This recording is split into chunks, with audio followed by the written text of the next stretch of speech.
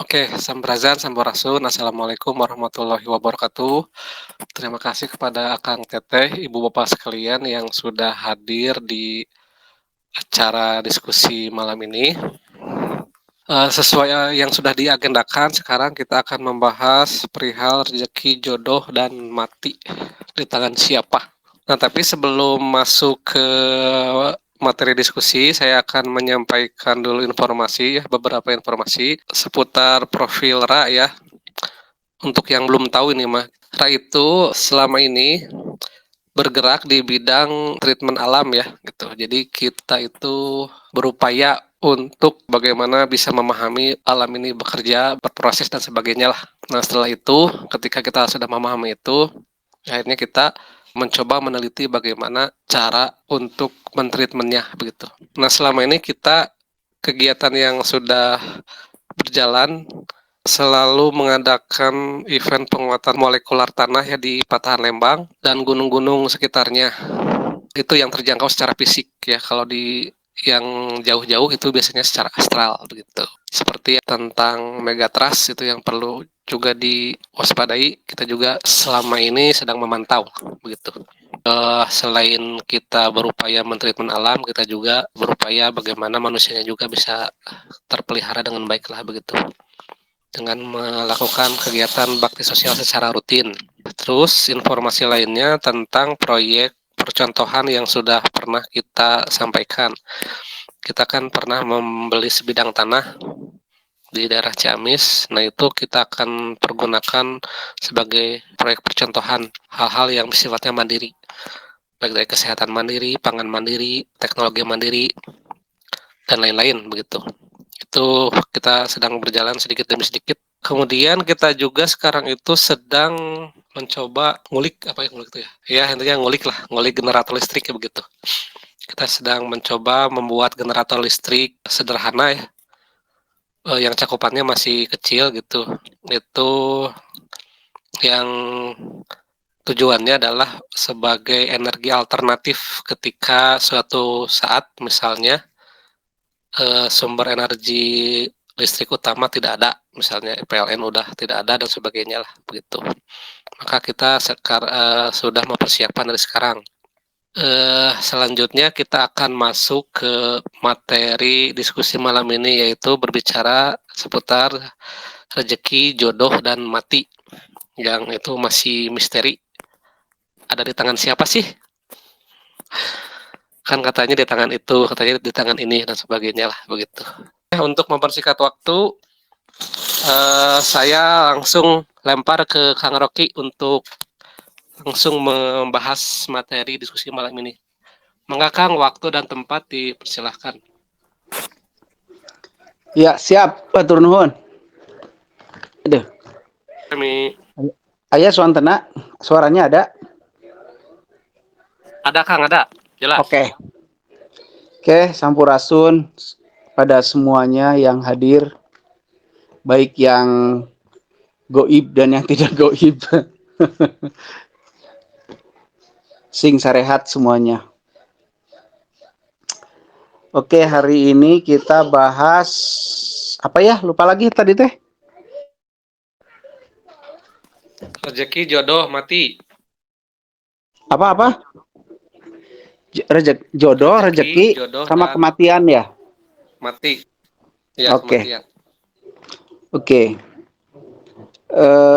Apa yang akan saya sampaikan tidaklah mewakili pemahaman dari agama apapun, keyakinan apapun, tokoh siapapun. Jadi murni dari apa yang saya temukan sendiri. Jadi tidak usahlah dikait-kaitkan dengan agama apapun, keyakinan apapun, doktrin apapun, dan siapapun. Karena memang tidak ada hubungannya juga gitu loh ya. Dan tidak perlu juga dipertentangkan dengan agama apapun, keyakinan apapun, dan siapapun. Gitu. Jadi ya anggap saja ini hanya sekedar informasi yang kita terima sebagai bahan pemikiran lah. Sebagai tambahan bahan pemikiran. Yang saya sampaikan juga hanyalah sejauh-jauh pengetahuan yang bisa saya temukan sampai detik ini. Jadi mungkin saja bukan ujung dari kebenaran. Jadi tugas teman-teman sekalian setelah mendengar apa yang saya sampaikan ya diteliti lagi saja. Mungkin bisa menemukan kebenaran-kebenaran baru yang lebih benar gitu. Oke, kita mulai dengan jodoh. Di masyarakat, jodoh itu dikonotasikan seolah-olah itu sudah ditentukan si A dan si B-nya. Maka kalau tidak dengan si A atau dengan tidak dengan si B, maka tidak akan langgeng. Kan begitu ya seolah-olah. Seolah-olah dari lahir sudah ditentukan, si A lahir maka si B jodohnya, atau si B lahir maka si A jodohnya. Kan jodoh ini seolah-olah kan lebih kepada hubungan pernikahan. Menurut saya tidaklah demikian. Saya temukan sejauh yang saya temukan di semesta ini, yang dimanai sebagai jodoh atau yang senilai dengan perkataan jodoh adalah pasangan. Jadi misalkan saya kasih analogi saja, saya kasih gambaran. Misal, baut 12, baut yang ukurannya 12 mili, maka dia pasangannya adalah skrup yang seukuran 12 mili juga. Dan apabila baut dan skrup ini ketemu, maka kemudian mereka berfungsi. Bautnya menjadi berfungsi, skrupnya menjadi berfungsi. Pada saat mereka masih sendiri-sendiri, walaupun sesama baut dan skrup, tapi tidak seukuran, mereka belum berfungsi sebagai baut, sebagai pengencang atau pengunci. Tapi pada saat mereka sudah ketemu antara baut yang ukuran 12 dan mur yang ukuran 12, maka mereka berfungsi. Yang kedua, contoh lagi, misalkan ban dan pelek. Pada saat masih ban saja, tidak ketemu dengan pelek, maka dia belum berfungsi. Pelek pun sama, tapi pada saat pelek bertemu dengan ban, maka mereka berfungsi. Dan pelek dan ban yang ukurannya sama, yang ukurannya berbeda, mereka diketemukan, dipaksakan tetap tidak berfungsi. Jadi saya mengkategorikan yang namanya jodoh adalah satu, sesuatu yang merupakan pasangan atau mampu memasangkan diri, itu lebih tepatnya. Yang kedua, yang apabila si pasangan atau yang mampu memasangkan diri itu ketemu, maka mereka jadi berfungsi. Cirinya mampu memasangkan diri adalah menjadi berfungsi. Maaf, kalau di dunia pernikahan. Tadinya perempuan cerdas, pinter, ini itu, nikah dengan seseorang hilang, tidak berfungsi. Apakah itu jodoh? Kalau menurut teori saya tadi, itu tidak jodoh. Gitu. Karena yang namanya jodoh adalah dua unsur yang saling mencocokkan diri. Dalam proses pencocokan diri, tentu banyak sekali yang harus di-up atau di-down-kan, dinaikkan atau diturunkan.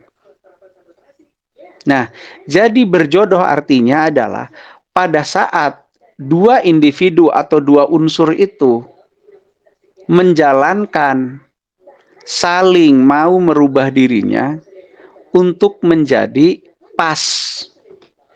Pada saat pas, maka mereka kemudian bisa menjalankan fungsinya atau berfungsi. Bukan saling menguasai, bukan saling mengkorup, bukan saling membatasi, bukan saling menghack, bukan sama sekali.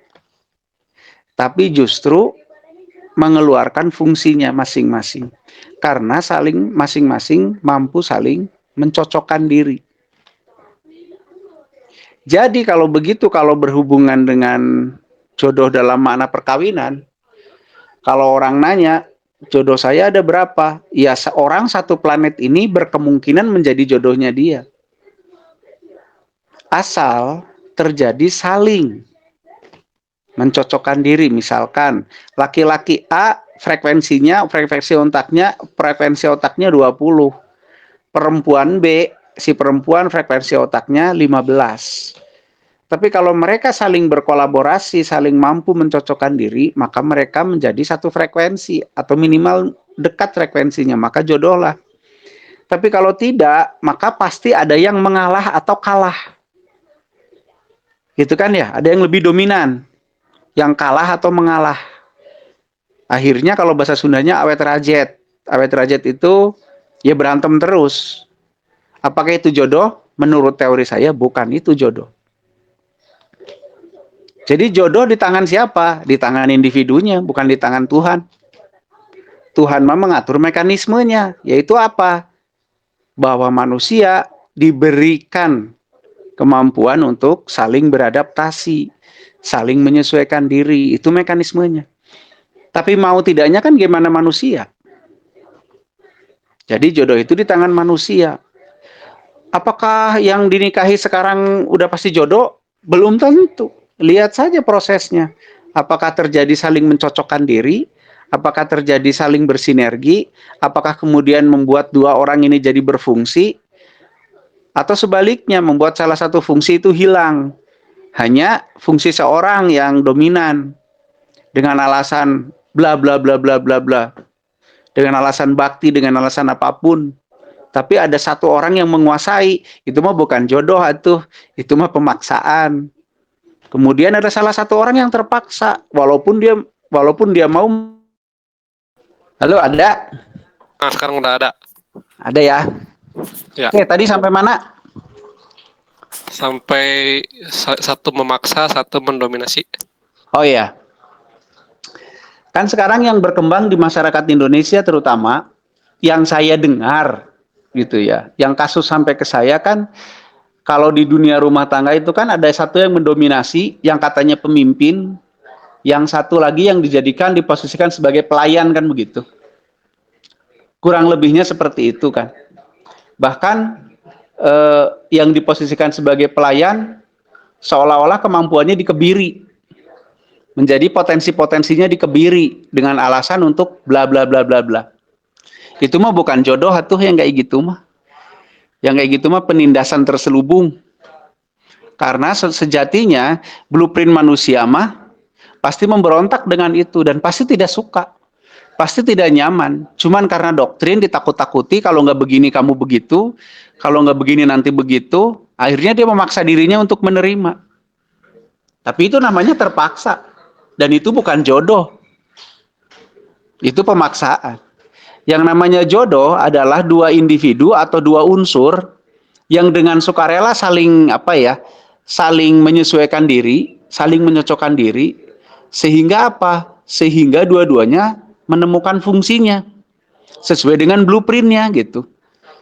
Kalau toh itu namanya pernikahan, di dalam pernikahan itu terjadi saling asah, saling asih, saling asuh. Akhirnya kemudian kemampuannya malah meningkat, kemampuannya keluar sesuai dengan blueprint masing-masing. Bukan malah saling menindas untuk dengan alasan bla bla bla bla bla. Begitu apalagi saling memiliki. Nah, ini konsep yang sangat besar bahwa pernikahan itu saling memiliki, salah besar sangat besar dari konteks kesemestaan. Karena dalam kesemestaan tidak ada memiliki. Dulu sudah pernah kita bahas ya dalam bahasan bergerak dengan semesta. Bergerak sesuai dengan gerak semesta. Bahwa dalam semesta tidak ada saling memiliki. Tidak ada kemelekatan di dalam semesta. Jadi kalau kita masih menikah menganggap anak istri itu milik, berarti kita sudah tidak bergerak sesuai dengan pergerakan semesta. Begitu. Yang ada hanya kerjasama. Kerjasama itu artinya setiap individu harus mengeluarkan kemampuan maksimalnya. Apa kemampuan maksimalnya? Ya blueprintnya.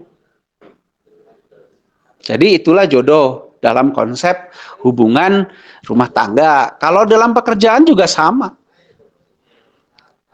Disebut berjodoh dalam pekerjaan ya pada saat dua individu itu bisa saling mencocokkan dan kemudian saling berfungsi. Begitu. Walaupun yang satu namanya manajer, yang satu namanya karyawan, pengawas kayak apa kayak. Tapi kalau mereka bekerja sama, saling mencocokkan, mereka berfungsi dengan baik. Ya itulah jodoh. Gitu. Jadi jodoh tidak ditentukan oleh siapapun kecuali oleh yang mau berjodohnya, mau nggak berjodoh gitu.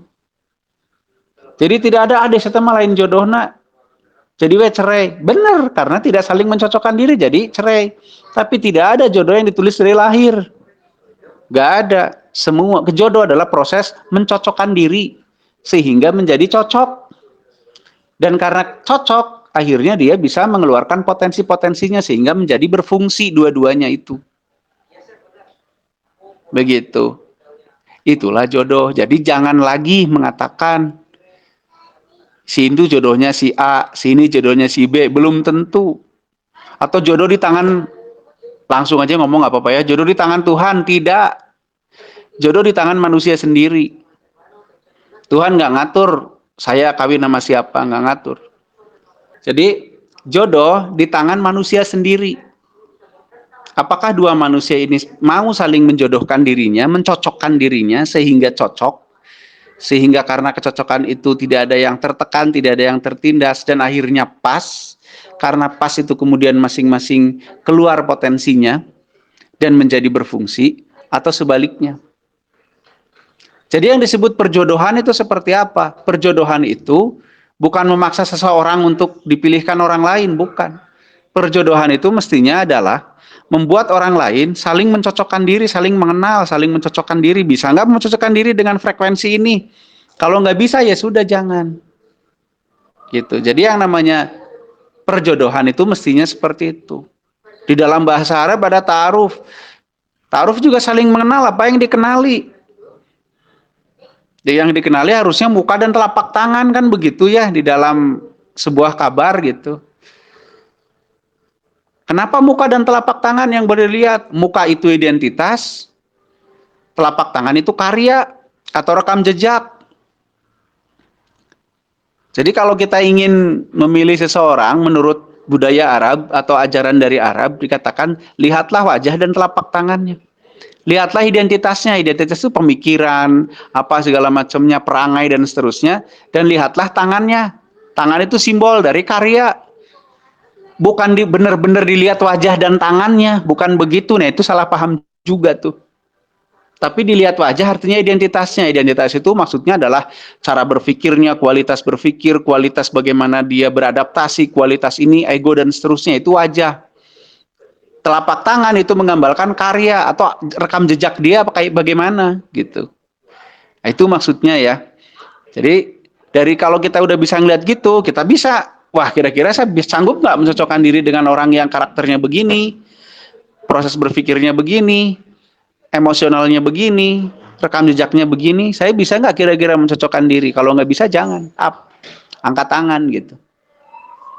Gitu ya. Jadi jodoh tidak ada diatur oleh Tuhan. Tidak. Orang-orang juga jangan lagi ngomong, misalkan dalam pernikahannya tidak bahagia, dia ngomong, aduh gimana lagi dia udah jodoh. Enggak, bukan kayak gitu. Justru itu ciri tidak jodoh, menderita dia. Kalau jodoh mah udah happy-happy aja, karena cocok. Karena bisa saling mencocokkan diri gitu. Dan nggak akan ada orang yang benar-benar 100% cocok. Nggak ada, nggak akan ada. Karena setiap orang, dia dibimbing oleh apa yang sudah dia lihat, dia alami, dia pelajari. Dan itu setiap orang beda, jadi nggak mungkin ada yang sama. Yang ada adalah kemauan untuk saling mencocokkan diri. Itulah jodoh. Gitu, itu jodoh. Mungkin segitulah cukup jodoh, biar nanti kita diskusikan. Yang kedua, rizki. Rezeki itu juga kita banyak yang salah paham. Rezeki itu dianggapnya duit, dianggapnya harta gitu ya. Tidak, rezeki itu adalah sarana untuk hidup dan untuk terbentuknya kehidupan. Itu rezeki. Wujudnya apa? Udara, oksigen, matahari, planet, alam semesta, tubuh, nyawa, ruh. Itulah rezeki. Jadi sarana untuk hidup dan untuk kehidupan. Makanya semua itu dibagi rata, semua dapat dalam kondisi yang bagus, yang netral, yang seimbang. Semua dapat. Lah terus duit dan yang lain-lain apa? Itu nafkah. Begitu. Ini beda-beda, tergantung sebab akibatnya. Saya dagang properti dengan saya dagang gehu ya beda, sebabnya beda akibatnya. Tapi kalau rezeki sama semuanya. Dapat matahari ya kurang lebih sama, dapat planet sama, udara sama, gratis semua juga gitu. Itulah rezeki. Jadi jangan lagi doa minta rezeki ya, doa minta nafkah kalau mau. Karena yang alam semesta berikan secara cuma-cuma dan sama itu namanya rezeki. Kalau masalah uang, makanan itu mah nafkah. Gitu ya. Gampang itu mah ya, singkat juga udah paham lah mana rizki mana nafkah. Terus yang namanya mati di tangan siapa? Ya di tangan yang hidup lah. Oh, takdir kematian sudah ditentukan, sudah ditentukan. Apa yang ditentukan? Mekanismenya. Mekanisme kematiannya yang ditentukan. Apa itu mekanisme kematian? Saat tubuh, saat software sudah tidak bisa menyokong keberadaan ruh, itulah kematian. Itu mekanisme. Maka pada saat tercukupi unsur itu, maka terjadilah. Begitu ya, datanglah malaikat pencabut nyawa. Nyawanya dicabut dari mana? Nyabutnya bagaimana? Malaikatnya kayak apa? Apa yang dimanai sebagai malaikat? Gitu ya. Jadi dari pertanyaan-pertanyaan itu saya menemukan bahwa kematian ditentukan oleh apa? Oleh tercukupinya unsur mekanisme tersebut. Tapi kan ada orang yang tabrakan nggak mati, ya karena tidak tercukupi unsurnya. Belum takdirnya, ya memang karena takdir itu terwujud pada saat terpenuhi unsurnya. Ini sudah pernah kita bahas dalam bahasan doa ya. Sudah kita bahas ini. Jadi orang mau bunuh diri kayak apapun, kalau unsurnya belum tercukupi semuanya, ya hasilnya sesuai ketercukupan unsurnya. Pun kematian begitu. Gitu. Pada saat tubuh dan software tidak mampu lagi menjaga keberadaan ruh, maka itulah terjadi kematian. Di tangan siapa itu terjadi? Di tangan sistem. Gitu. Nah, sistem kan nggak bisa apa-apa, sistem mah pasif. Kalau begitu, ada kelanjutannya di tangan yang mempengaruhi sistem. Siapa itu? Ya, pengumpul unsur manusia sendiri. Begitu. Jadi Tuhan ngapain dong? Ya Tuhan mah selesai dengan segala aturannya. Semua sudah dipasrahkan kepada manusia. Dengan hukum, sebab, akibat. Siapa yang mampu mencukupi unsurnya, maka terjadilah sesuai dengan ketercukupan unsur tersebut. Semua sudah kita bahas ini tentang bergerak dengan pergerakan sesuai dengan pergerakan semesta. Di dalam doa sudah kita kupas panjang lebar tentang itu, bahwa sesuatu yang terjadi adalah sesuai dengan unsurnya. Tidak ada doa yang tertolak karena semua akan terwujud sesuai dengan ketercukupan unsurnya. Jadi mau hidup, mau mati, ya semua juga di tangan sistem. Sistem itu sangat terpengaruh terhadap pengumpul unsur. Siapa pengumpul unsur? Ya si pelakunya, si manusianya. Jadi saran saya stop hari ini, dari mulai hari ini, mengatasnamakan atau menyalah-nyalahkan Tuhan dalam hal itu. Karena udah diserahkan semuanya kepada sistem, dan sistem juga sudah menyerahkan semuanya pada kita sebagai pengumpul unsur. Begitu.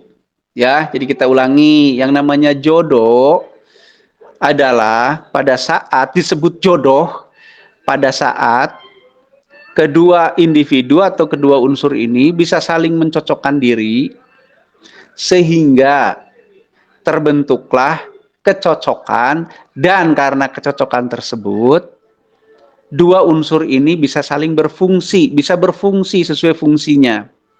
Kalau di manusia di pernikahan, misalkan contohnya yang sering terjadi di pernikahan, Ingat, tidak pernah mungkin akan terjadi orang yang 100% cocok dari awal tuh nggak mungkin ada. Makanya kemudian kemampuan mencocokkan diri, itulah kunci jodoh, akan jadi jodoh atau tidak. Kalau tidak, maka masing-masing akan ada yang kalah atau mengalah. Apabila ada yang kalah atau mengalah, itu bukan jodoh.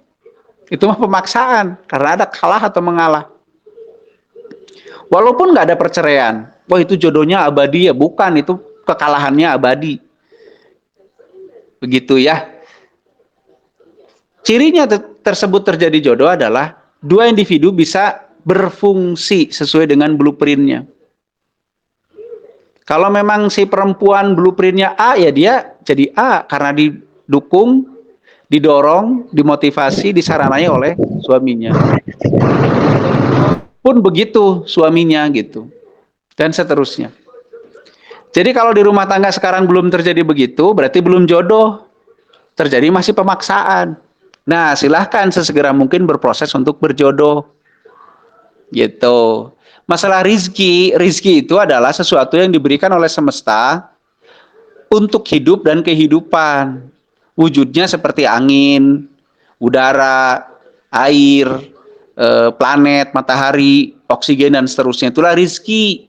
Sedangkan uang dan lain-lain itu nafkah. Itu ya. Kalau kematian ditentukan oleh siapa? Oleh sistem.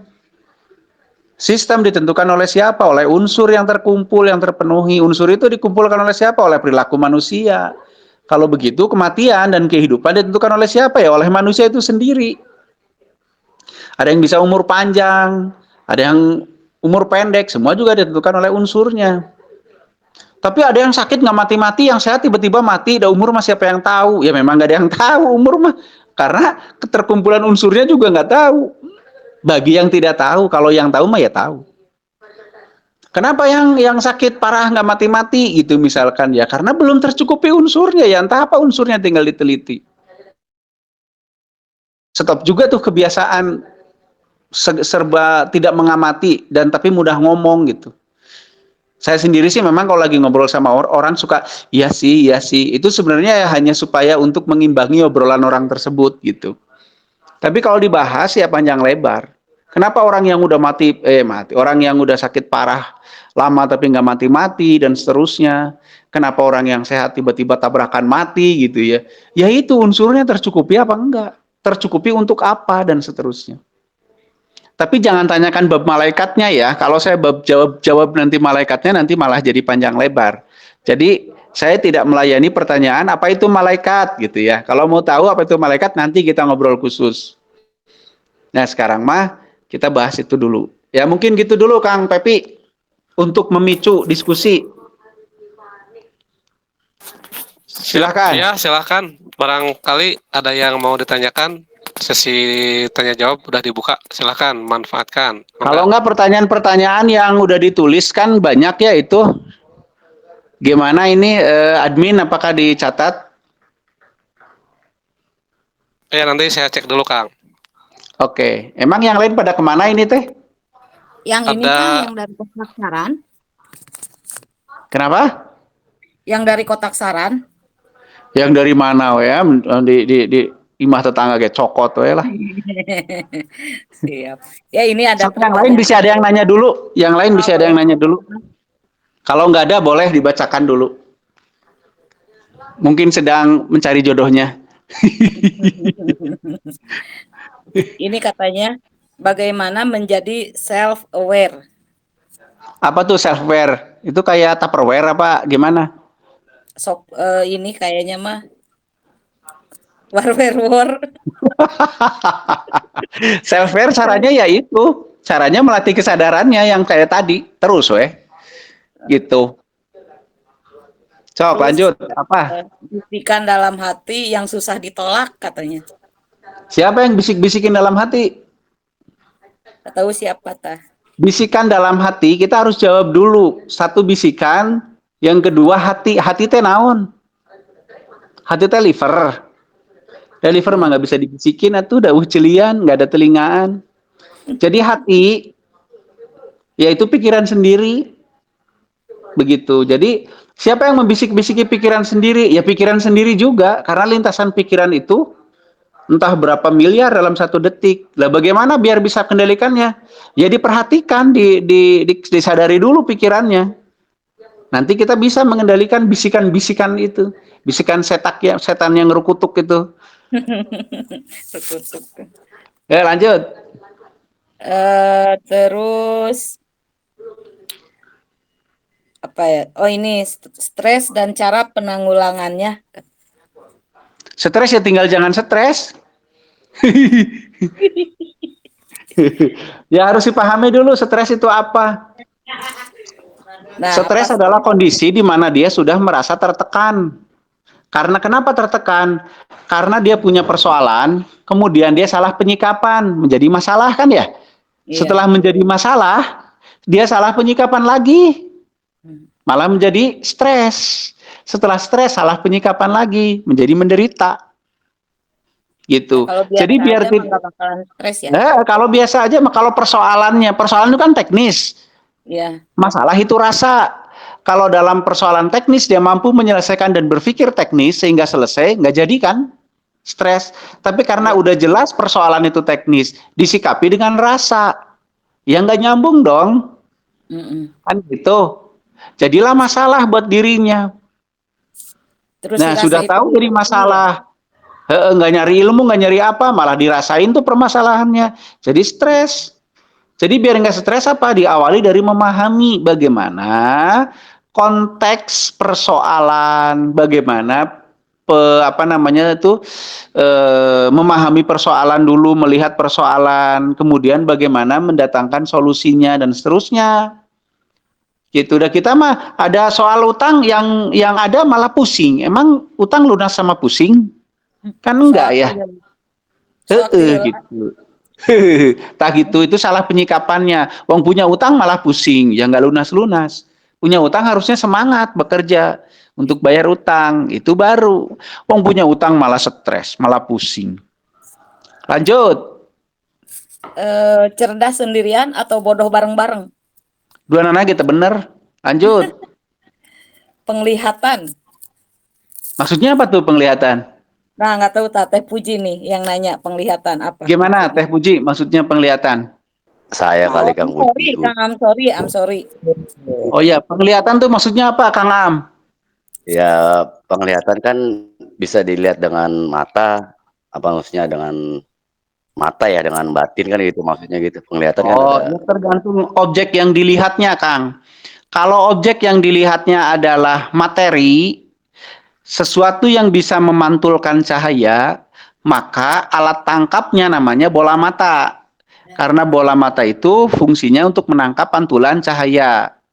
Tapi kalau yang kita lihat adalah vibrasi atau energi, maka alat tangkapnya bukan lagi mata. Alat tangkapnya otak. Atau dalam hal ini pituitari, kelenjar pituitari salah satunya. Atau otak langsung gitu ya.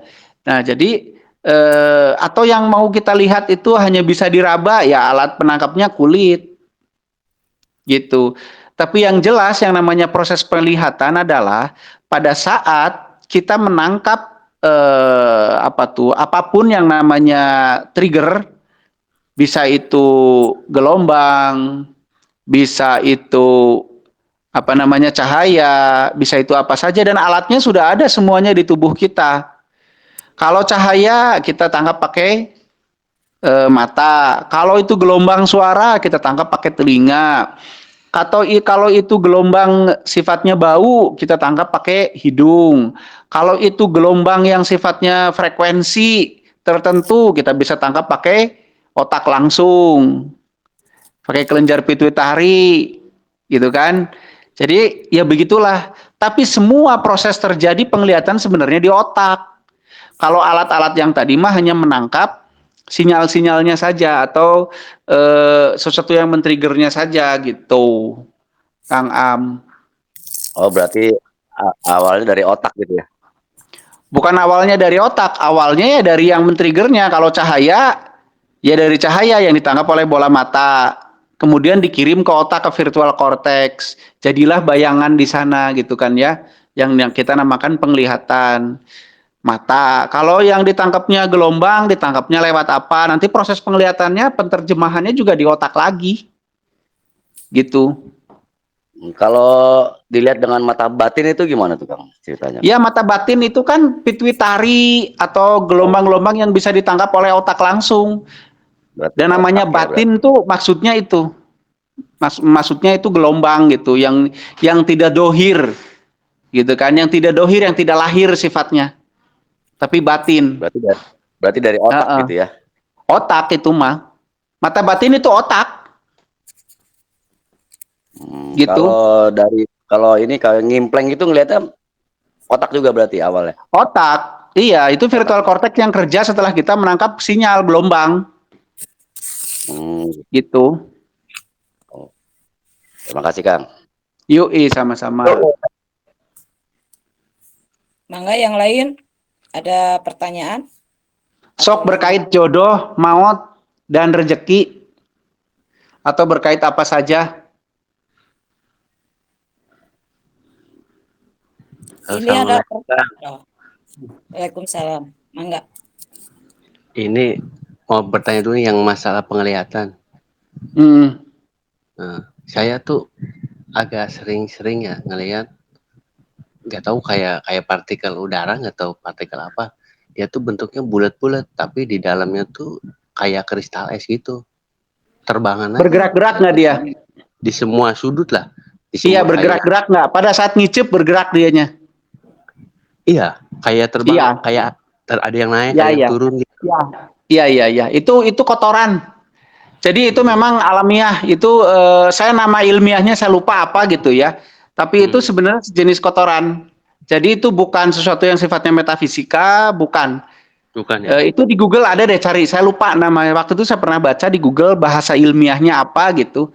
Tapi itu Hmm, ada. Itu physically itu mah. fisik. Hmm, hmm. Ya, Ya, ya.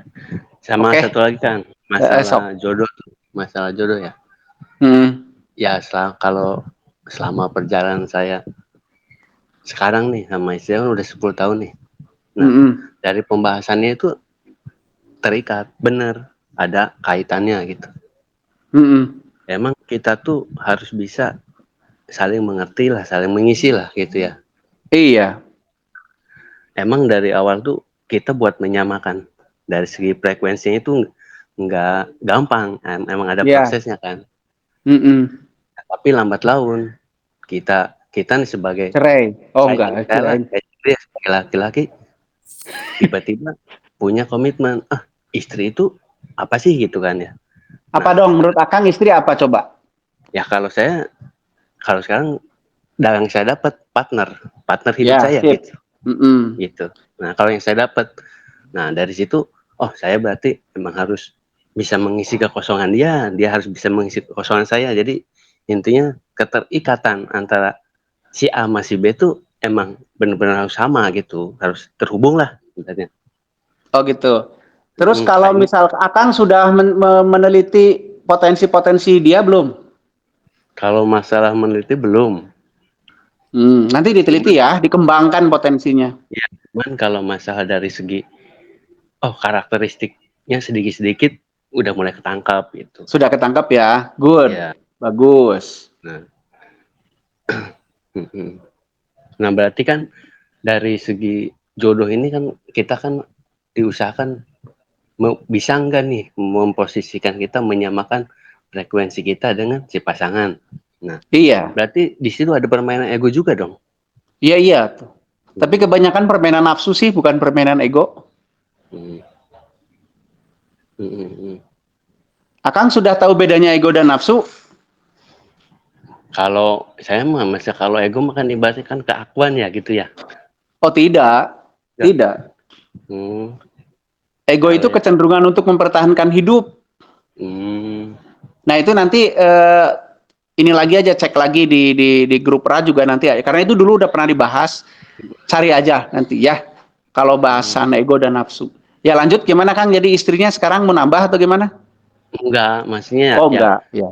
selama perjalanan ini emang berproses itu nggak segampang ini, kita harus benar-benar bisa mencocokkan diri kita lah, harus bisa saling Iya. menerima. Itu intinya Betul. gitu. Nah, dari Memang. ya selama saya gabung di sini, oh emang bener nih ada keterikatan sama terkaitnya nih. Jadi semua dari segi kesadaran awal itu ya emang ada hubungannya antara manusia sama manusia juga udah ada keterkaitannya gitu. Iya, betul Kang. Ya. Iya, betul. Begitu. Nama Jadi pertanyaannya apa nih? Nah, kalau pertanyaannya dari masalah jodoh, nih ya kita udah misalkan nih udah bisa nih apa namanya nyamain frekuensi sama istri. Nah, masalah untuk nafkahnya itu, apakah dengan kita bisa apa namanya saling berkolaborasi nih ya? Apakah bisa ketemu dengan sendirinya atau enggak gitu? Apa yang ketemu dengan sendirinya teh maksudnya gimana? Ya untuk mendapatkan nafkah itu, apakah ada jalannya akan ketemu jalannya sendiri apa enggak gitu? Akang umur berapa sekarang? Saya 32. Kalau boleh tahu. Berapa? 32. 32. Hidup. Alhamdulillah hidup ya. Alhamdulillah. Hidup. Terus Hidup. makan tercukupi tiap hari keluarga. Ya, alhamdulillah. Nah, itu sudah dapat tuh nafkah cukup. Maunya yang kayak apa? Enggak, maksudnya dalam artian kan misalkan yang pekerjaan gitu ya Kang ya. Kan ada yang dari katakan kalau rezeki kan udah dari udara, Dari alam. air, kan yang sendiri kan. Nah, sedangkan kan kalau dari nafkah, nah, kan yang sering jadi permasalahan di keluarga tuh kan nafkah gitu. Iya, yang jadi permasalahan kan nafkah atau keinginan? Oh, berarti saling bertentangan ya? Oh tidak, cuman kan yang jadi persoalan itu biasanya keinginan yang tidak terpenuhi ya. Ya enggak? Punya uang 1.000, kepengen jajan bakso, akhirnya jadi persoalan kan gitu.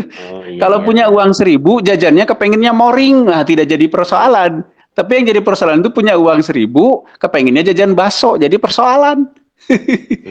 Ya, jadi kalau gitu sumber persoalan itu keinginan atau uang 1.000-nya? Persoalannya.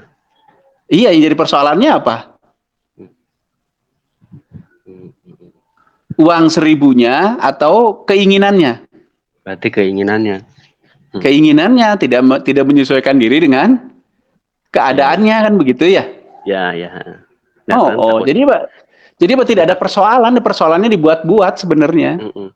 Jadi emang persepsi kita juga berpengaruh ya Kang ya? Sangat atuh Kang. Kalau Akang di depan menganggap itu ada jurang, pasti Akang dari sini udah ketar-ketir kan? Iya. Tapi kalau menganggap di depan itu ada cewek cantik, Akang semangat ke sananya. Itu persepsi, kekuatan persepsi. Kan begitu. Ya maksudnya kan emang dalam berproses, saya juga baru berproses lagi nih. Oh iya dong. Ya, terlalu sibuk lah kalau intinya gini. Oh gitu. Tapi kan ya alhamdulillahnya selama bisa gabung di sini ya terus terkonek lah, ayolah gitu kayak yang di diri kita sendiri itu manggil ayolah gitu. Syukur atau syukur. Gitu. Hebat. Teh Neng mah belum kayak gitu. emang iya sih. Jadi ya berarti segala sesuatunya itu mencakup dari kesadaran masing-masing juga ya Kang ya. Betul. Tepat. Ya. Begitu. Jadi nggak ada pertanyaan ya? Enggak. Apakah nafkah akan ketemu sendiri? Buktinya selama 32 tahun Akang masih hidup, berarti udah ketemu nafkah tuh. Ya karena takut persepsi aja salah gitu. Iya. Jadi yang sering bikin persoalan memang keinginan yang tidak sesuai dengan sikon gitu. Ya siap. Etanu jadi persoalan teh. Siap, makasih Kang. Yuk Kang, semangat berjodoh. Yuk. Siap. Assalamualaikum. Waalaikumsalam. Yuk yang lain. Saya soal jodoh tadi antara suami dan istri. Iya. Apa namanya? Dalam pasangan suami istri. Seandainya seorang istri mengeluarkan vibrasi rendah, itu terkoneksikah ke sang suami, gitu loh Kang? Oh gitu pertanyaannya. Oke. Hanya itu? Masa Ibu Dewan nanyanya cuma itu? Nggak rame. Nanti seru lagi Kang. Karena saya juga saya percaya bahwasanya menurut semesta tuh nggak ada yang namanya suami istri gitu loh. Iya. Semua jodoh karena semua terhubung gitu loh kan. Iya. Di Ini kan galaksi ibu gimana? Di galaksi ibu gimana? Ada suami istri? nggak ada tuh, nggak Nggak ada. ada. Saling saling koneksi aja tuh, nggak Saling ada. koneksi. Iya, iya, Buktinya terus. saya berjodohnya banyak, Oh jodoh iya, syukur atuh. pekerjaan, jodoh saling belajar, banyak jodoh saya tuh Kang. Iya, bagus emang harus gitu. Jadi pertanyaan keduanya apa? Ya itu dulu lah. Oh itu dulu, oke. Jadi kalau nggak salah pertanyaannya, kalau seorang istri mengeluarkan vibrasi rendah, apakah suaminya merasakan gitu? Terkoneksi, Oh terpengaruh juga. terkoneksi apa enggak dengan vibrasi rendahnya itu gitu ya? Nah, Oke siap, terima kasih Bu Dewan. Salam sama galaksi di sana ya, semoga makmur dan tidak saling nyinyir. iya. Kita kan beda galaksi. Iya, oke. Bener gitu loh Kang. Oke, saya jawab dulu ya, mumpung inget ya, ntar lupa repot lagi. Apabila seseorang istri otaknya mengeluarkan vibrasi rendah, bagaimana dengan pasangannya atau dengan suaminya? Apakah bisa terkoneksi? Ya tergantung. Tergantung apakah dua orang ini benar-benar terkoneksi apa tidak. Gitu. Atau mereka sadar dengan koneksi mereka apa tidak. Kalau tidak sadar ya nggak ngeh. Yang mungkin tersentuh atau mungkin terkoneksi tapi kan nggak ngeh. Dengan koneksinya ya nggak ngeh. Nggak sadar gitu. Gitu kan. Jadi yang membuat sadar ya kalau masing-masing menyadari koneksinya. Gitu aja. Jadi mau serendah apapun vibrasi atau setinggi apapun vibrasi dari istri misalkan belum tentu itu akan ngeh oleh suaminya. Apakah suaminya ngeh dengan koneksi yang ada apa enggak gitu. Gitu aja sih. Iya. Gitu. Emang di galaksi sana nggak kayak gitu rumusnya? Ada kasus. Gimana kasusnya coba? Yang merasakan itu justru orang lain gitu loh. Contoh. Ya iya. Terus? Kok kayaknya vibrasinya ini kok seperti ini gitu loh. Begitu diselidiki, oh ternyata bersumber dari sang istri karena kan suami istri ini kan sudah ada ikatan gitu kan. Bukan sehari-hari gitu kan. Nah, masa sih nggak ngeh gitu ya? Nggak ngeh ya, kok malah orang lain yang ngeh gitu loh. Iya, ya itu tadi. Ikatan itu ikatan apa? Apakah ikatan ego? Apakah ikatan kesepakatan? Atau benar-benar mereka menjodohkan diri? Kalau benar-benar menjodohkan diri, berarti kan frekuensinya nggak akan jauh-jauh beda tuh. Ya nggak? Ya. Nah, kalau frekuensinya nggak jauh-jauh beda, kan berarti apabila satu kubu ini mengeluarkan vibrasi, ya akan tertangkap oleh satu kubu yang lain kan? Tapi kalau tidak tertangkap, ya curiga aja, jangan-jangan frekuensinya jauh berbeda. Berarti tidak jodoh gitu.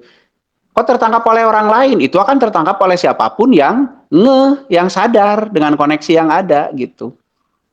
Ya, jadi berhubungan dengan yang dimaksud rezeki di galaksi entah mana itu kan, bahwasanya rezeki harta benda ini ternyata yang banyak hartanya pun belum tentu pasangan itu benar-benar berjodoh gitu kan, walaupun mereka iya dong, nggak ada hubungannya malah. Iya kan? Iya. Kasus kan itu di planet saya di sana kan? Oh gitu, kasihan. Iya kan? Iya. Nanti saya main ke planet sana lah, bosan di bumi. Itu nggak enak, makanya alien aja sekarang udah pakai baju, saya lihat di Facebook gitu kan, udah kayak dokter alien. Jangan nyinyir nanti jadi obrolan nyinyir ini mah, nggak bener ini mah Bu. Ya intinya gitu, ya justru itulah kita harus sangat menyadari koneksi. Semua orang terhubung, yes, semua orang terhubung. Tapi apakah semua orang menyadari dan merasakan keterhubungan itu? Nah itu yang tidak gitu loh. Kalau semua otak terhubung dari satu planet ini, iya.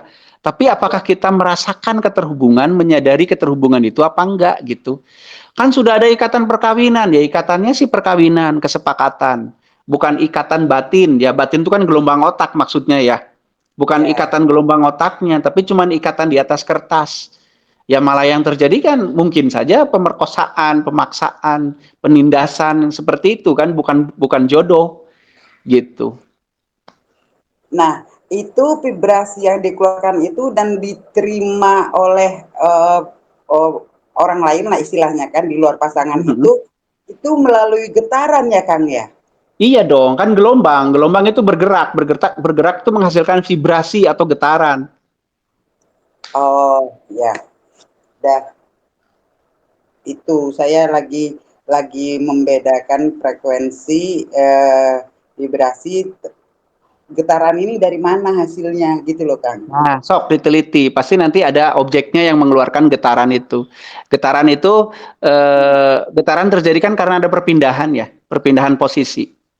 Nah, Iya. perpindahan posisi itu juga vibrasi itu mengeluarkan gelombang akhirnya. Nah, gelombang itu yang ditangkap oleh Ibu Dewan. Nah, sumbernya silahkan diteliti lagi, pasti nanti asik. Nah, iya itu ya kan. Jadi gak ngomongin. Udah deh nggak, udah nuhun ya Kang ya. Yuk sami-sami. Ya itu ya, di galaksi sana ternyata ruwet ya urusannya. Yuk mangga yang lain. Kan punten bari tumaros. Mangga. Kan ari orang Sunda mah kan sok sering nyarios teh kieu nya. Jodoh, pati, baja, cilaka eta mah tos aya guratna ti Allah. Pami kitu kan terserang gitu tuh maksudnya teh kieu. Profesi eta teh janten doktrin anu tos Mendarah daging. nya tak kitu. Nyo pamitos gitu mah calik we cicing teu kudu gerak atuh. Cineten we da segala ge. Makanya saya dulu waktu berdebat dengan seseorang ngomong begini, kalau kita itu ibarat wayang gitu kan ya, udah nggak bisa lagi ngapa-ngapain, ngapain ada surga dan neraka tuh. Nanti kalau maling, seorang maling, kemudian divonis masuk neraka, dia tinggal ngomong, Tuhan, kan saya bergerak juga atas kemauanmu, saya nggak bisa nolak, nggak bisa ngelawan, kenapa saya dihukum juga? Gitu nanti. Ya. Iya. Iya kan doktrinnya paribasa kolotnya nya seueur anu tos dibelokkeun gitu. Ya, oke, kita jelaskan nanti doktrin itu maksudnya apa ya. Oh iya. Nun, Oke, Kang. siap. Mangga. Doktrin jodoh, pati, rezeki, cilaka, bagja itu sudah ada guratnya, leres. Sudah ada guratnya. Karena takdir itu pilihan. Nasib sudah ditentukan.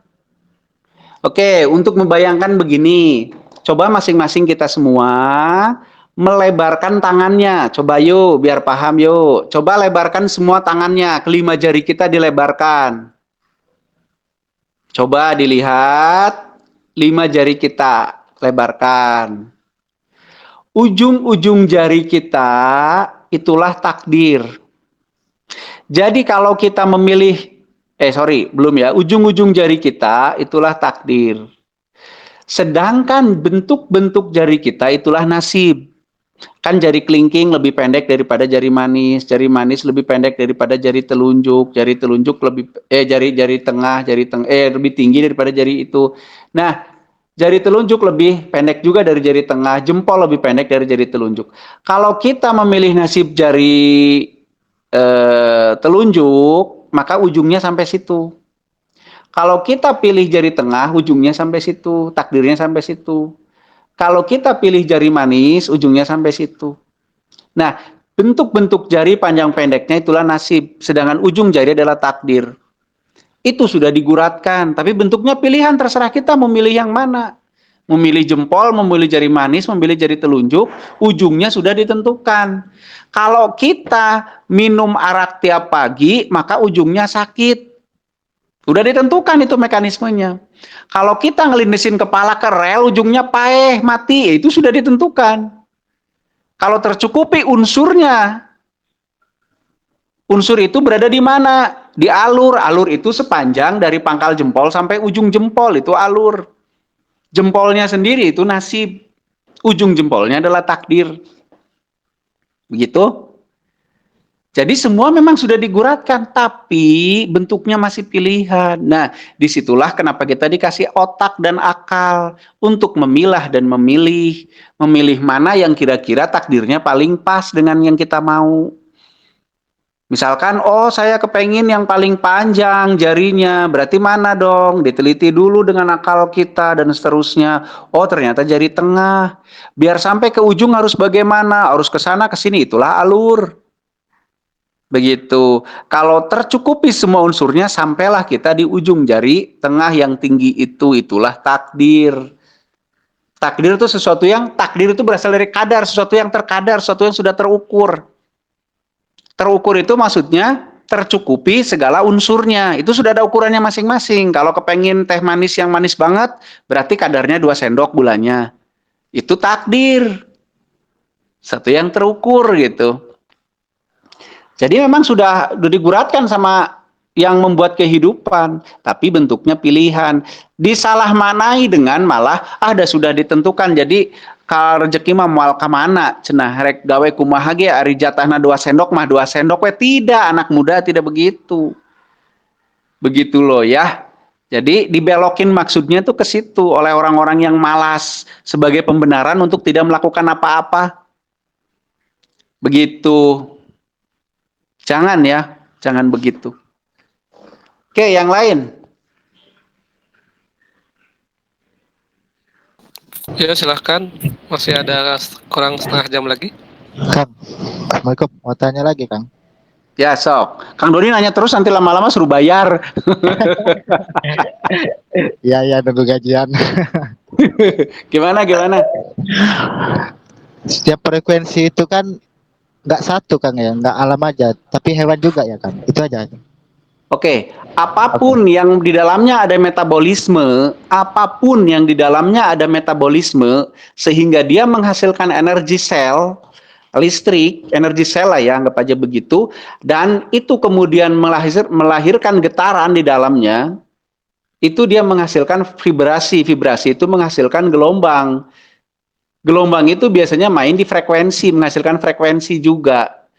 Jadi semua yang di dalamnya ada unsur hidupnya gitu. Itu pasti menghasilkan frekuensi. Bukan hanya alam dan manusia. Berarti bisa kita bicara sama hewan gitu, Kang ya? Bisa, tapi Bisa, bukan ya? dengan bahasa manusia. Iya. Harus dengan bahasa vibrasi, dengan bahasa frekuensi. Dan begini, bicara itu bukan berarti ngomong. Bicara adalah komunikasi. Komunikasi itu artinya tukar-menukar informasi. Nah, pertanyaannya, bisakah Kang Doni mengambil informasi dari sebuah batu? Atau Kang Doni hanya menghayal, sedang bicara dengan batu? Nah, itu nanti beda urusan. Begitu. Para peneliti kan meneliti tuh, sama dia diteliti. Nah itu mereka sedang bicara dengan yang ditelitinya karena sedang menggali informasi. Begitu. Tapi kalau kita ngahulang atau melamun di depan batu terus kita merasa sedang bicara dengan batu, terus saya tanya nanti unsur batu ini apa? Nggak tahu. Ya bukan bicara dengan batu, Anda sedang ngelamun, menghayal bicara dengan batu gitu. Ya itu aja, Kang. Kasih, Kang. Sip, mangga. Sok ajak lagi ngobrol burungnya lah. Sok Kang Febri, mangga. Saran makanan. Kenapa? Saran makanan. Saran makanan apaan? Yang memulihkan energi cepat dan tahan lama. Halah, ya mah abuh modal ya mas nyaho. Ya siap. Boleh. Pisang jawabannya. Dah, itu aja. Bebas. Pisang bebas. Jenis bebas. Pisang jenis bebas, asal jangan nyuri lah. Ya, terima kasih. Yuk, mangga. Ini kan ada yang nanya ke saya ini Kang sebetulnya. Gimana? Saya sampai di sini dia nanya ada nggak sih yang bisa menghalangi perjodohan? Soalnya dia tuh merasa gagal terus dalam menjalin sebuah Oke, hubungan lah begitu. yang menghalangi sebuah perjodohan adalah tidak mau mencocokkan diri alias ego. Bukan ego, maaf, nafsu. Nah, gitu. Udah gitu. Nggak asik kan jawabannya? Mungkin dia teh ini teh berpikirnya teh ada nggak sesuatu yang sifatnya metafisik atau apalah yang bisa menghalangi jodoh? Ya makanya kalau yang namanya jodoh seperti yang kita maknai tadi, yaitu proses pencocokan diri dan seterusnya, ya yang menghalangi nafsu. Tapi kalau apakah ada yang bisa menghalangi orang untuk suka sama dia gitu ya, saling menyukai atau mau bareng sama dia gitu ya? Jawabannya ya banyak, ada. Salah satunya adalah vibrasi gelombang otak dia sendiri. Bagaimana orang nyaman di dekat dia? Nyaman nggak orang dekat sama dia? Wong baru ketemu aja udah takut dicopet. Ya siapa yang mau sama dia misalkan loh ya. Satu, jangan dulu nyalain yang jauh-jauh. Kalau merasa banyak orang yang tidak mau berpasangan dengan dia gitu ya. Meren gitu maksudnya Pepnya. Ya, kayaknya gitu. Iya, apakah ada yang bisa menghalangi orang kok tidak mau berpasangan sama dia? Ya banyak. Bisa dari dalam diri, bisa dari luar diri. Bisa dari dalam diri apa? Yaitu vibrasi yang dipancarkan oleh gelombang otak kita apa? Apakah membuat orang lain nyaman? Atau membuat orang lain tidak nyaman? Itu pertama. Nah, vibrasi gelombang otak itu berasal dari mana? Berasal dari pikiran, perasaan, sifat, perangai, perilaku, dan seterusnya. Itu pertama. Yang kedua yang dari luar. Yang dari luar apa?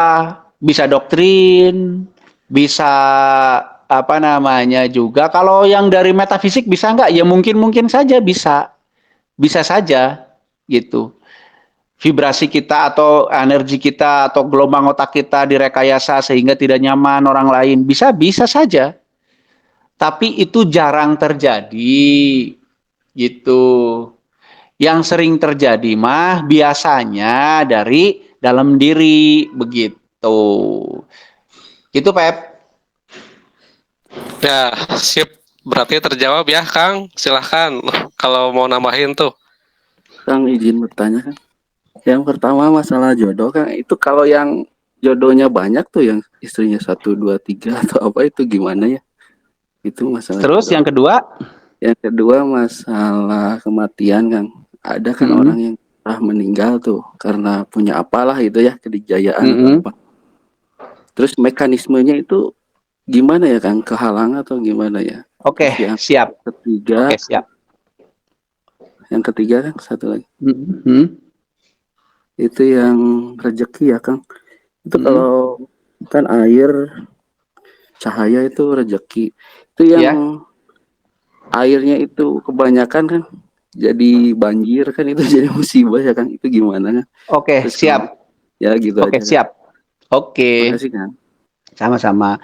Pertama, orang yang jodohnya banyak bagaimana? Apakah benar itu jodoh? Karena makna jodoh sekali lagi adalah di mana ya, di mana dua individu atau lebih lah gitu, itu bisa saling mencocokkan diri sehingga masing-masing justru menemukan fungsinya atau berfungsi dengan kebersamaan mereka. Nah, sekarang yang istrinya banyak apakah berjodoh? Belum tentu. Gitu ya. Jadi jawabannya ya belum tentu. Tinggal diteliti apakah mereka menjadi berfungsi dengan istrinya banyak misalkan. Atau justru di sana hanya yang terjadi hanya penindasan sebenarnya mah. Gitu kan, ya silahkan diteliti lagi masalah itu. Yang kedua masalah, lupa lagi Pep, yang kedua apa tadi Pep? Kematian kan. Kematian. Yang punya ilmu gitu ya. Apakah terhalang? Ya itu yang saya sering bikin bercandaan, berarti malaikat kalah dong sama jin, nggak bisa nyabut-nyabut kalau ada jinnya gitu kan ya. Yang terjadi begini, biasanya jin-jin yang ada di tubuh manusia yang kemudian menjadi proses menghambat terjadinya kematian adalah dia terus meregenerasi sel bagian jantung atau bagian vitalnya. Jadi bagian jantung si orang ini terus diregenerasi gitu ya, dibantu oleh jin ini untuk bertahan. Tapi sekedar bertahan, tidak membaik, sekedar bertahan weh. Pada saat jin ini sudah pergi atau diusir, baru dia maut gitu. Jadi sekali lagi, mati terjadi pada saat mekanisme tercukupi unsurnya. Begitu. Unsurnya apa? Unsurnya adalah pada saat nyawa dan badan tidak bisa lagi mempertahankan ruh. Jadi, ini masalah sistem. Gitu ya. Ingat, malaikat adalah makhluk yang diciptakan oleh Tuhan dan dia tidak bernafs, tidak punya keinginan. Nah, apakah itu sistem punya keinginan? Tidak, sistem tidak punya keinginan. Dia hanya menjalankan apa yang diperintahkan kepadanya. Oke, yang selanjutnya tentang rezeki. Kalau air kebanyakan bagaimana? Ya rezeki itu juga. Tapi kan jadi musibah. Ya salah sendiri Anda tidak siap dengan rezeki itu. Tidak siap tata kelolanya, tidak siap persiapan-persiapannya, gitu kan. Akhirnya jadi musibah. Itu pun bukan musibah, musibah mah penyikapan. Dan tidak ada musibah mah. Musibah itu terjadi ya hanya untuk orang yang menganggap itu musibah. Gitu. Buktinya apa? Di sini di daerah saya ya namanya Dayakolot, kalau banjir mungkin bagi sebagian orang yang ingin lewat jalan tersebut dianggapnya musibah, tapi bagi orang yang punya perahu itu mendatangkan cuan loh. Apa itu musibah? Artinya apa? Banjirnya sama, penyikapannya berbeda, outputnya berbeda. Ada yang kesulitan, ada yang malah dapat cuan. Begitu kan? Jadi apakah banjir itu musibah? Tergantung penyikapannya. Jadi musibah atau malah jadi cuan. Begitu. Jadi terletak di penyikapannya. Gitu ya. Oke, lanjut. Baik Kang, terima kasih ya. Ya sama-sama Kang Andre, baru ya? Ya baru Kang, salam kenal Kang dari Garut Kang. Oh dari Garut, Garut kemarin gempa ya? Betul gempa Kang. Gede nggak kerasanya? Nggak terlalu sih Kang di Garut. Di Garut nggak terlalu ya? Sedang lah, sedang. Sedang lah ya. Ya cukuplah membangunkan tidur. Kenapa? Lempengan, ada apa? Lempengan itu benua kan? Ya itu Indo-Australia. Geser. Lempeng Indo-Australia. Oh iya, ini maaf nih sekalian ya sambil nunggu yang ini, yang nanya. Kemungkinan saya dan tim itu akan bergerak menuju Jawa Tengah ya. Tepatnya beberapa titik, yaitu Ratu Boko, terus pantai apa ya? Lupa lagi tadi teh. Parangkusumo. Parangkusumo dan Desa Delanggu. Itu saya dan tim kemudian Senin kita akan ke sana. Ya kita namanya ya meneliti lempeng besar Indo-Australia dan Eurasia. Karena Pulau Jawa itu berdiri tepat di atas pertemuan dua lempeng tersebut. Jadi kalau ada apa-apa dengan dua lempeng ini saling menindih, saling bertemu. Jadi kalau ada tekanan dari salah satu lempeng itu bisa memungkinkan lempeng yang lain pecah. Kalau lempeng yang lain pecah terjadilah megatrust atau sebuah bencana yang sangat besar. Gitu. Jadi kita dalam rangka itu Timra dalam rangka meneliti itu gitu. Ya lanjut. Ya silahkan, ada waktu 10 menit lagi ya? Ya 10 menit lagi. Sok. Assalamualaikum. Waalaikumsalam. Di Kang Indi Kang. Iya mangga.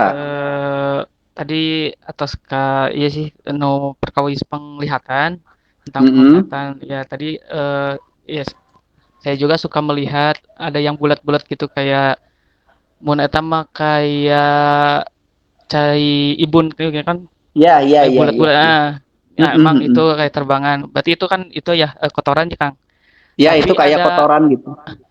Ada juga penglihatan saya itu rarenyem gering Kang, rarenyem di setiap kemanapun kita memandang pasti ada rarenyem teh gitu. Apakah iya. Rarenyem gitu Bang.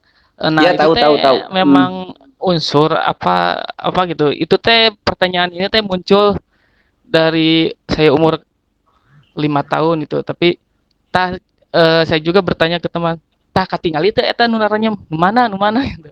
Sampai Ya, oke sampai oke hari oke ini oke. teh belum terjawab gitu, Kang. Nuhun. Ya, ya. Yang rarenyem itu adalah fluktuasi energi dari sekitar tempat itu. Saya juga pernah melihat itu, bahkan ya sering melihat itu. Itu fluktuasi aja. Fluktuasi ion-ion apa namanya tuh gelombang elektromagnetik yang berbenturan, saling berbenturan di tempat tersebut gitu. Begitu. Jadi teman normal-normal aja gitu ya. Kenapa? Iya, berarti normal-normal aja gitu. Berarti Sangat normal, sangat normal. Iya. Siap. Terus kalau ini kan hubungannya dengan mimpi, misalnya mimpi ya katakanlah bisa sering memimpikan seseorang gitu kan, atau memimpikan hal-hal kejadian gitu, tapi sering gitu. Ya. Itu teh akibat apa gitu kan faktornya? Oke, persoalannya apa? Yang dimimpikan apa? Misalnya kalau ketemu dengan seorang, dulu pernah ketemu dengan Kang Diki gitu, bisa berapa kali gitu. Nah, Oke. itu teh kadang ya walaupun memang di dalam mimpi itu nggak komunikasi langsung, tapi ada yang digambarkan gitu, misalnya ya tentang itu kayak bisa terbang atau apa gitu. Oh gitu. Iya siap. Oke, bagaimana dengan mimpi yang berulang-ulang? Mimpi yang berulang-ulang itu banyak ininya ya, banyak apa namanya itu babnya gitu. Bisa itu adalah simbol yang terus-menerus ditangkap dan belum bisa kita maknai. Tapi kalau simbol biasanya bentuknya bukan orang sih, simbol itu biasanya. Tapi tergantung doktrin di sebuah daerah. Kalau misalkan di daerah Jawa itu misalkan binatang hutan itu simbol penyakit gitu ya, atau simbol bahkan terjadi hal yang tidak baik. Pada saat seseorang bermimpi melihat binatang hutan misalkan babi masuk ke rumahnya terus-menerus, itu biasanya simbol. Tapi kalau ketemu dengan seseorang, apalagi orang yang diidolai atau yang dianggap punya kemampuan dan mimpi terus-menerus, itu biasanya adalah sugesti alam bawah sadar kita berkait dengan orang tersebut. Gitu. Apalagi Kang Diki misalkan ya, seseorang yang diidolai dan dikagumi, dianggap punya ilmu apa yang hebat, kehebatan apa, itu apalagi dirindukan karena sudah tidak ada gitu ya. Ya wajar jadi mimpi berulang-ulang. Gitu. Dan itu harus diwaspadai oleh kita karena banyak yang mengalami itu kemudian kegeeran. Itu apalagi mimpi ketemu Rasulullah misalkan gitu kan, banyak yang mengalami itu dan itu kegeeran itu harus diwaspadai. Begitu. Jadi mimpi kenapa bisa berulang-ulang ya tergantung karena mimpi itu kan memori yang terbangkitkan. Jadi tergantung sekuat apa memori itu mempengaruhi alam bawah sadar kita. Begitu. Siap. Oke. Pada saat melihat Kang Diki situasinya tidak berwarna ya? Itu sih memang udah lama Kang, bukan di waktu-waktu sekarang gitu. Waktu Ya, kalau itu masih ada gitu. pada saat mimpi berwarna nggak? Agak berwarna sih, biasa gitu. Agak berwarna. Warnanya. Dirimu si Akang kelihatan nggak di dalam mimpi? Akang tuh maksudnya Kang siapa jelas. ini yang nanya? Kang Indi kelihatan di dalam mimpi? Iya, Kang Dikinya atau Kang diri Indi, saya? Kang Indi. Oh enggak Kang, jadi seperti saya melihat biasanya gitu. Jadi enggak melihat seperti tontonan kayak gitu. Yang ketiga, ruang waktunya nyambung nggak? Misalkan di tempat ini kita kenal, orang-orangnya juga kita kenal yang memang ada di tempat itu. Untuk tempatnya baru justru nggak jelas gitu ya? Iya nggak jelas, jadi belum kenal lah. Kalau bisa dikatakan belum pernah datang ke tempat itu gitu. Ya, betul. Oke. Jadi gini, menurut pengalaman saya, mimpi-mimpi yang itu merupakan sebuah simbol, itu harus tercukupi unsur-unsurnya yang tadi saya tanyakan. Pertama, warnanya itu harus real. Gitu. Yeah. Yang kedua, kita nggak terlihat dalam mimpi itu. Yeah. Yang ketiga, nyambung ruang dan waktunya. Jadi misalkan kalau di rumah saya, ya orang-orang di rumah saya, itu dan seterusnya lah gitu ya. Kan biasanya kita ngimpi ruangnya di mana, orangnya siapa, nggak kenal, kejadiannya juga acak adut gitu kan. Iya, iya. Nah, jadi itu silakan hal-hal yang tadi itu menjadi saringan lah.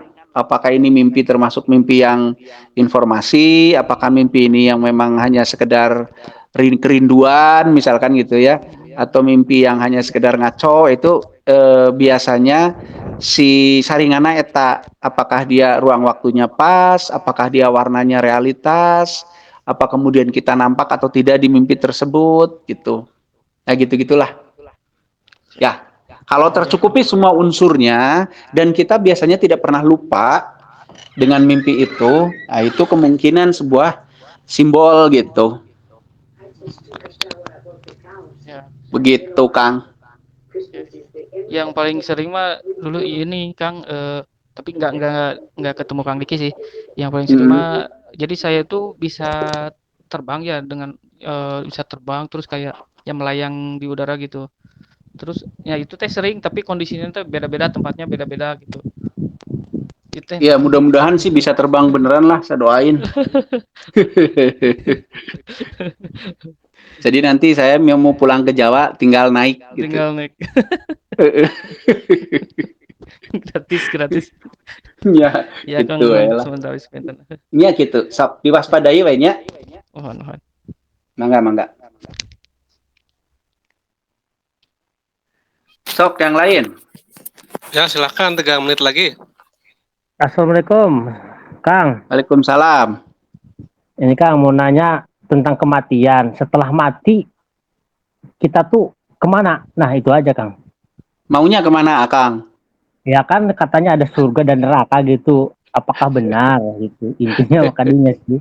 Saya jujur can pernah maut, Kang. Jadi tetep bisa ngejawab eta, euy. Oh, Atau gini. Kalau Akang bener-bener kepengen ngebahas itu, karena saya nggak bisa bahas di sini. Karena kan kita harus memahami tingkat pengetahuan orang beda-beda, gitu kan ya. Dan ini termasuk hal yang sensitif. Jadi kalau Akang bener-bener kepengen ngebahas ini, silakan hubungi admin. Oh, oke, siap. Gitu ya. Oke. Oke, Kang. Soalnya penasaran aja sih, masalah bukan penasaran. Udahlah, ya lah. Tatar saya dulu Abid aja lah. Bener. Iya gitu, heeh. Halus. Yo. Atur nuhun. Salam. Yo, mangga. Salam. Yuk. Ya, 2 menit lagi. Kang, mau izin bertanya. Kalau Ya, kan buat orang yang berkelebihan harta benda, apa itu memang diwajibkan untuk menolong atau membantu orang lain gitu Kang, seperti saya tanya, berkewajiban itu kata siapa, ukurannya apa? Berkewajiban. Berkelebihan itu ukurannya apa? Kata siapa? Ukurannya saha? Kata yang apa sih itu? Ajaran-ajaran di agama gitu kan kalau yang iya. Kan berkelebihan, ukurannya naon? Da orang kaya ge makanya masih kerja terus, bisnis terus teh merasa belum lebih, gimana dong? ukuran Nah, kalau udah lebih mah ngapain kerja capek-capek atuh? Kan tambah banyak. Ya berarti kan belum merasa lebih. Berarti masih kurang.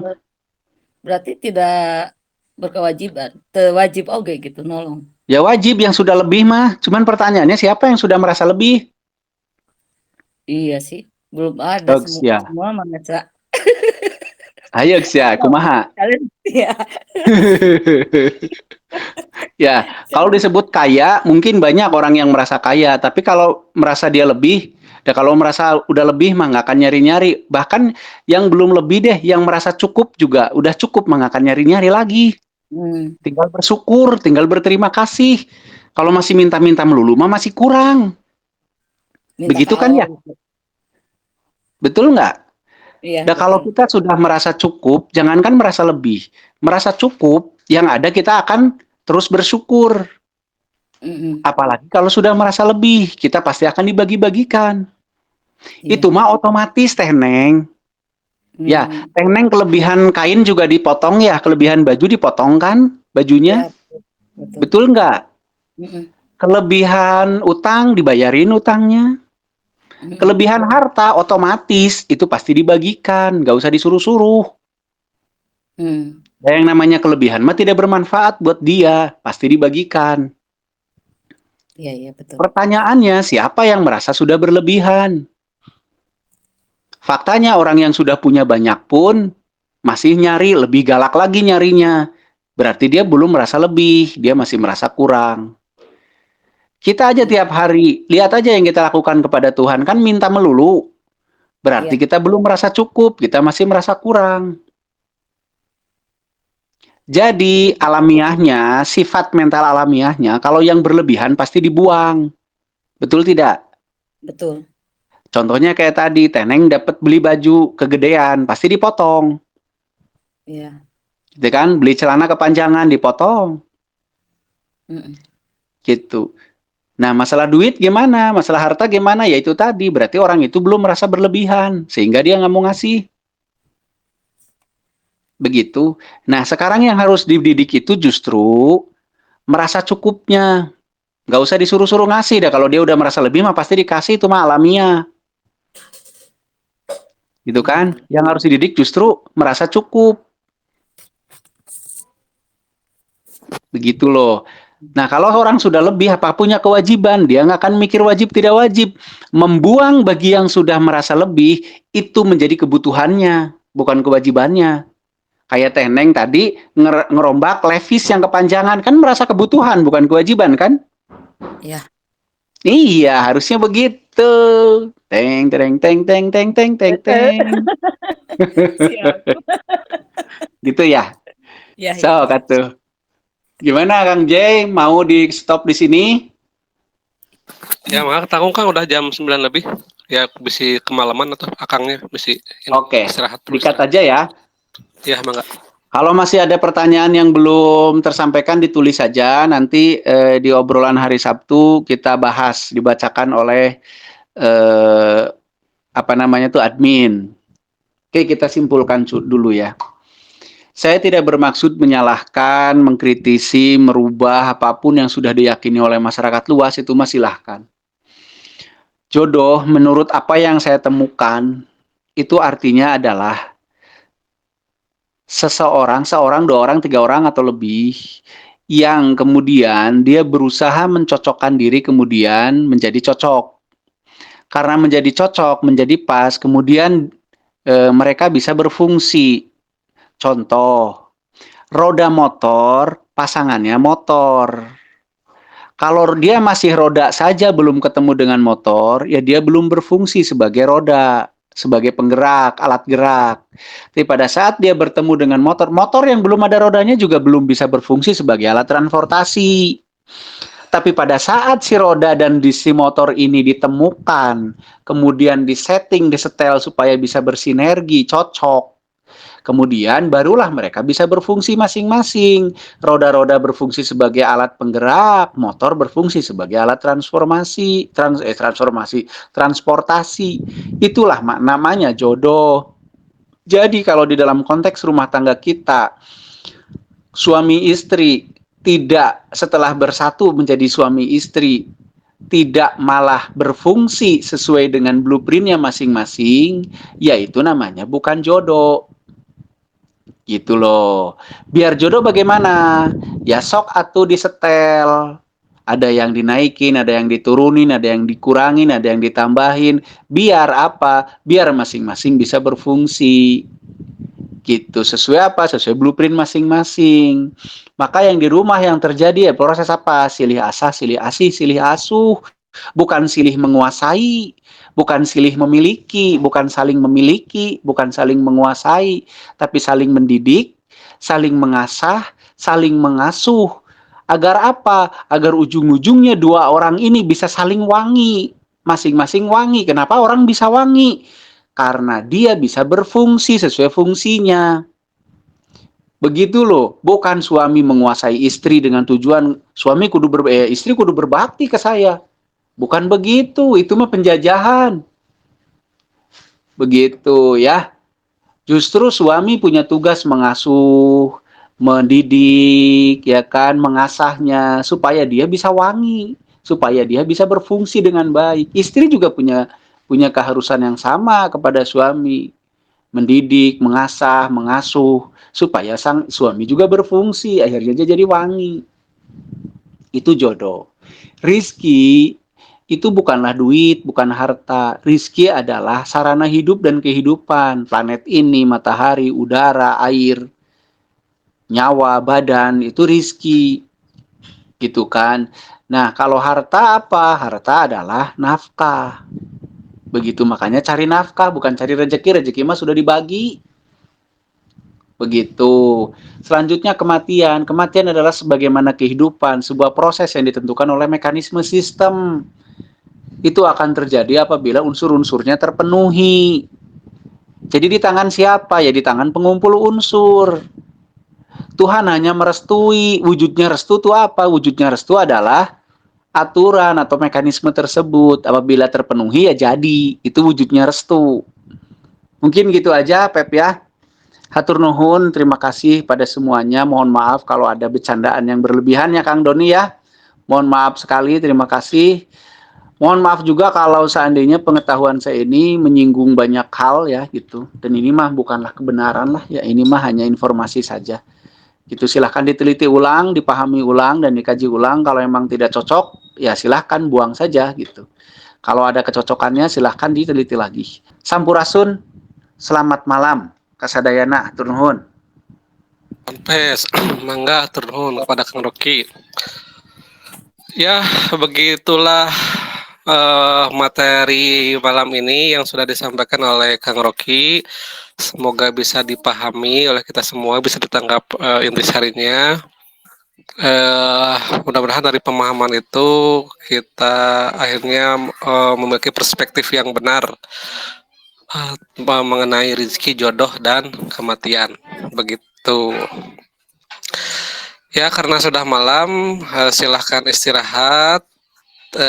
Kita akhiri dulu sesi diskusi malam ini. Sampai ketemu nanti di obrolan hari Selasa.